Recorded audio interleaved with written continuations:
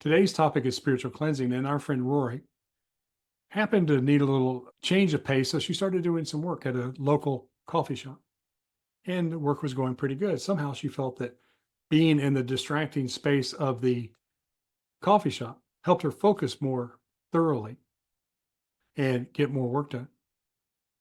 One of the tables close to her started to chit-chatty about spiritual cleansing, that they were bringing a shaman into their new apartment to sage and smudge it so they can reset and cleanse the energy and clear the energy of the past from their space.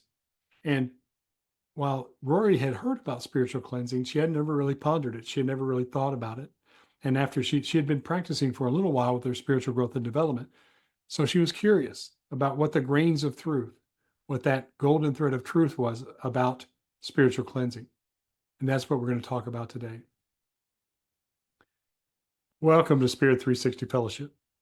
We are an online community of like minds and kindred spirits. We are a group of old souls, empaths, highly sensitive people, intuitive feelers. We're all spiritual seekers, searching for spiritual answers to life's problems. But more importantly, we're training ourselves in the skills that will allow us to create spiritual solutions to those same problems. I'm T.S. Hall, the Stoic Medium, and I'm always here to answer the knock of those seekers who are wanting to rediscover their spirit's intent, that reason they incarnated this lifetime, that they may walk their path with purposeful intention. Again, welcome to Spirit 360 Fellowship. We're so glad you found us, yet not at all surprised you did. Today we are talking about spiritual cleansing.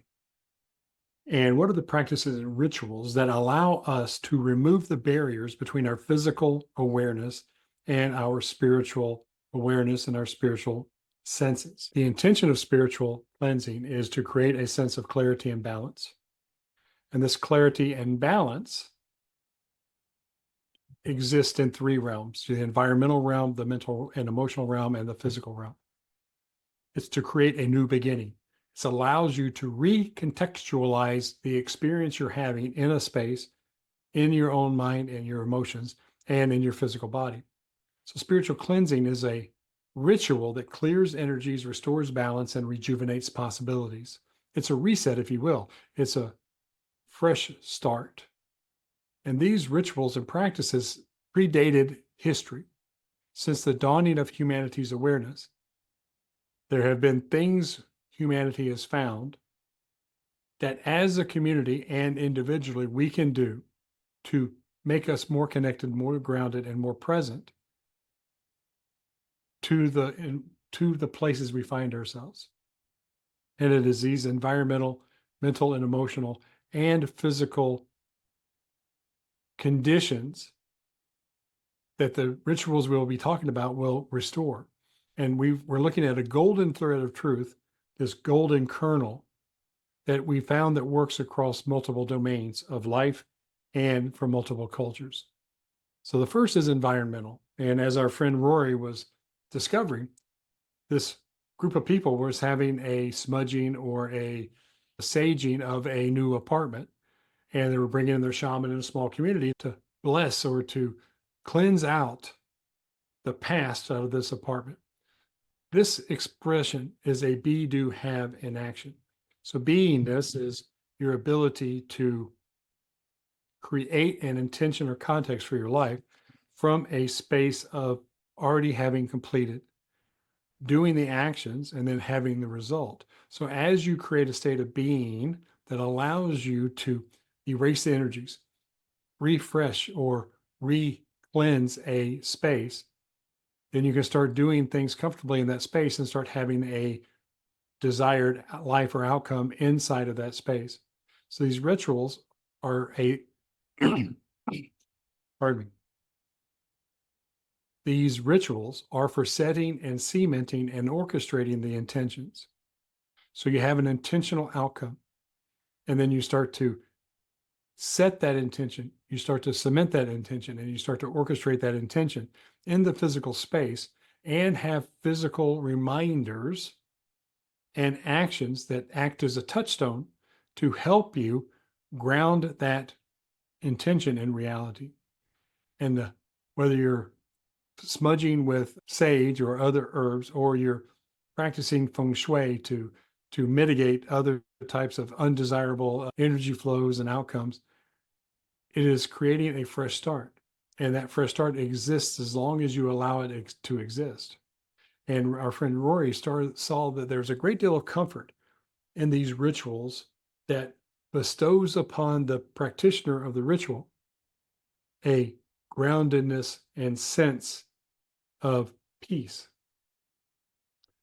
Our physical body and our physical cleansing helps us become detached. And this is an action that allows us to be detached. So there's sound baths and there's sound healing, which is very popular now. And what this does is it creates a harmonious environment into which you can reach a deep level of physical relaxation and get your physical body and your mind and your emotions out of the way so you can tap into and reconnect with spirit. So you can allow yourself to create a pure intentionality that manifests and materializes in your body as health and well-being. There are crystals that are used in different rituals. And while there is no direct healing that happens from the crystal, in most cases, there are one or two very specific cases that it is true. But for the most part, the crystal is something that feels good. It looks good. It reminds you of your intention and helps you restate that intention moment by moment. Then there's breath work. The one thing about spirituality and meditation is no matter where you go, you got to breathe. So in this physical body that you have to sustain with breath, you include the breath in your practice. Sometimes the breath is the focus of the practice, and sometimes the breath is simply breathing in harmony with the intention you're creating. One of the most fascinating since the dawning of humanity is the moon. And every 28 days, the moon goes through a cycle. And that cycle has been mapped and studied and revered over the millennia since humanity first became self-aware. A new moon, a full moon, a waning moon. And many cultures, and before we had any other timekeeping, measured everything in moons. Oh, this journey is going to take 3 or 4 moons. Oh, I'm so many moons old. I'm so many seasons old, so many winters old. And everything was measured by the moon. So the beautiful thing about the moon is you get a physical reminder of the temporality of space and time. And if you allow yourself to start to regulate your body into the ritual of observing the phase of the moon and measuring your progress inside of that phase, you can find a very accurate way to know you're on target. The other part of this is this circadian rhythms, which is a which is a ritual of waking up in the morning with the sun and watching the sun rise, which then starts to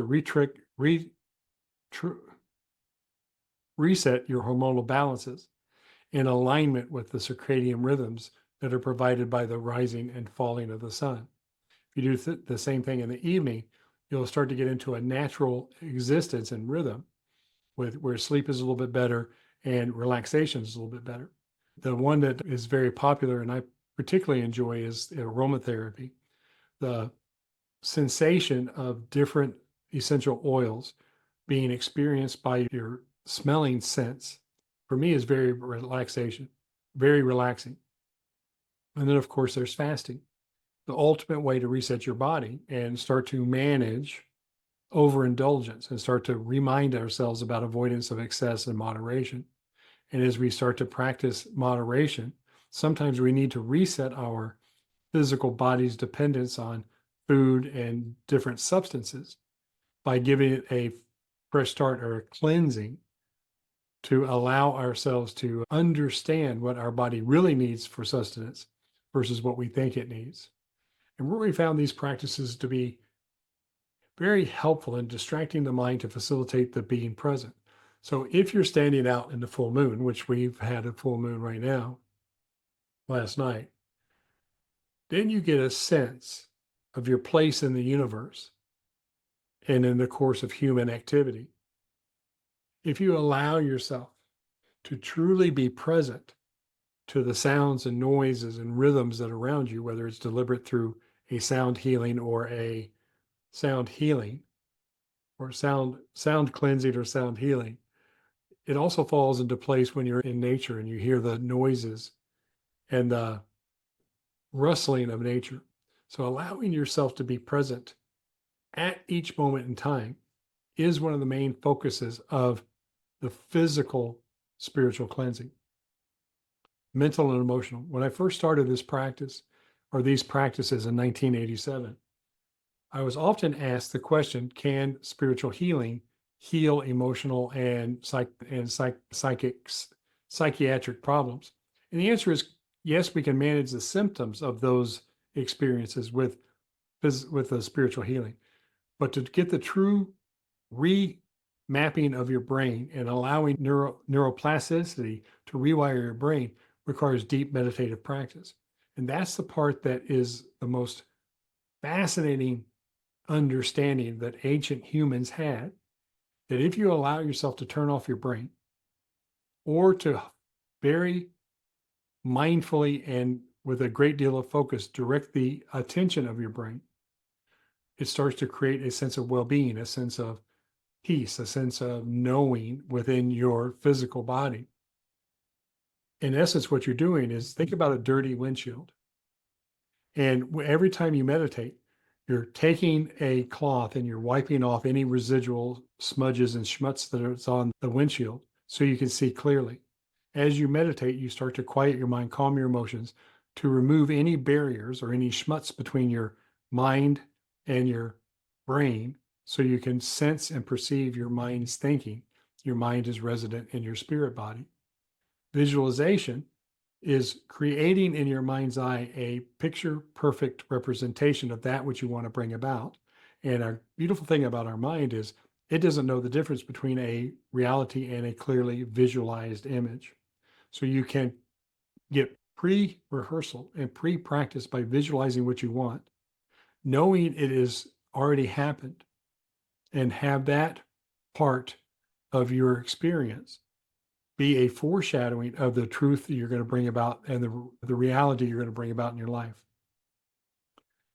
Being a mindful observer allows you to pay attention to what's going on. Shortly after I started this practice, I was beginning the process of being able to take that little song that ends up in your head on bad days and it won't go away, that little earworm that just keeps on playing on repeat in your head. So I was just starting to get a little bit of control over that when I realized that when I was hearing the song play on repeat in my head, that was not me hearing or listening to that song. Some other part of my mind was aware of that song. And that's your spiritual mind, your consciousness, your awareness that is watching your brain play out the things it wants to play out and observing it. With mindful intention, you can direct your mind to train your brain to not do anything that's not in service of you.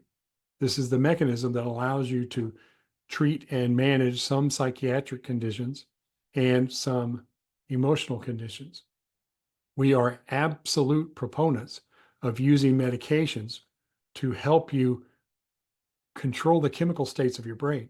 Over time, with deliberate practice and intentionality and healing, you may be able to eliminate the need for any psychiatric or psychological type drugs. Very interesting and noble goal, in my opinion. Right thought journaling is the process of thinking through every option you want and coming up with an actionable decision. So many times we get stuck in having too many choices.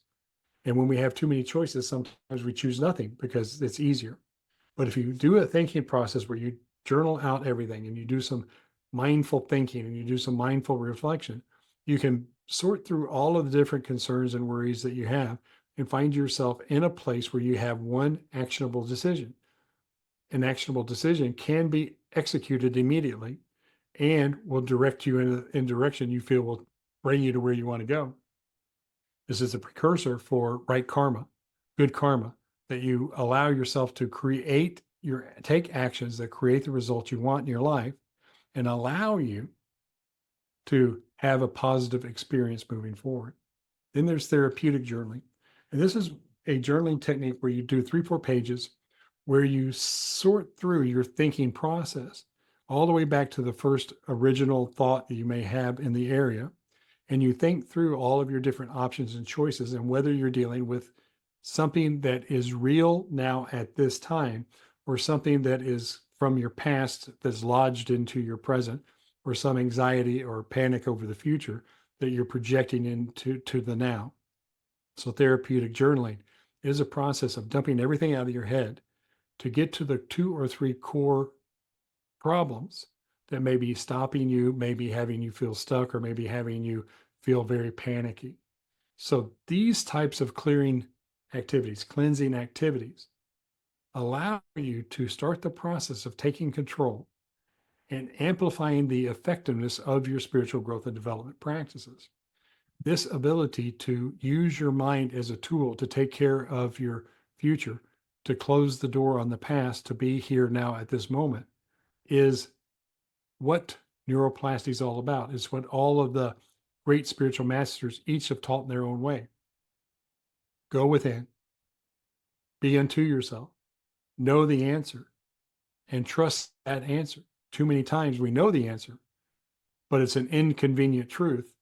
So we decide not to take that course of action because we feel, for some reason, there's a jeopardy. These processes clear out the past, clear out the future.